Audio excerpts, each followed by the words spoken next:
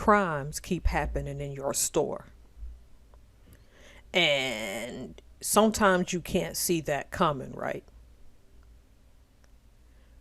So, what is a certain person's solution in St. Louis, particularly your mayor? Oh, I know. Since it happened on your property and in your store, you should be liable. See, this is the classic example of why when I start businesses, very few of them will be brick and mortar for this reason, because I also want to do a laundromat one day. It'll take me a little bit of time to save money for that. On what planet is it okay to blame people for crime that took place on their property when half the time you don't know when it's coming? Someone can walk in your convenience store and act one way and have a gun, a knife, any kind of weapon, and you may not see it because they've concealed it that well. See, convenience stores are easy to be robbed because they're in spots where it's easy to get away. It's very rare that you'll find a convenience store that's so fenced in that a robber can't get out. Why do you think people, I don't know, rob them?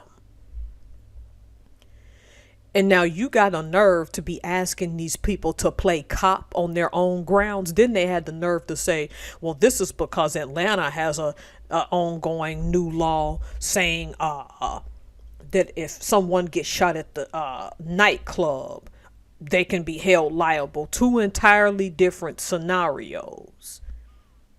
Most nightclubs have security and bouncers who should have caught that, or should have been a little more vigilant. Don't get me wrong, I still don't think that they should be liable. You commit a crime, you've committed a crime, and the person who commit that crime knowingly should take responsibility.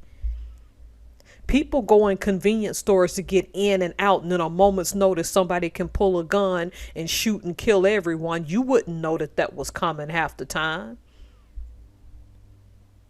because they can walk in that store looking innocent, and so long as they're not breaking a law, you're going to service them because you don't know what they're up to. So if by her logic, right, somebody gets shot behind your convenience store, you're inside, you didn't know it was going to happen, you should be liable for it. If anybody right now still believes that this stuff ain't being done by design to punish all of us who make under the 1 percentile of people who make the most money, you better wake your butts up. These people don't care about us. Because just the ideal, just the thought of this is debased and dumb. So if this convenience store owner decides to take care of things or unalive someone in self-defense, will they get arrested? We already know the answer to that. You can't play cop if you're not a cop, but you're asking them to play cop anyway.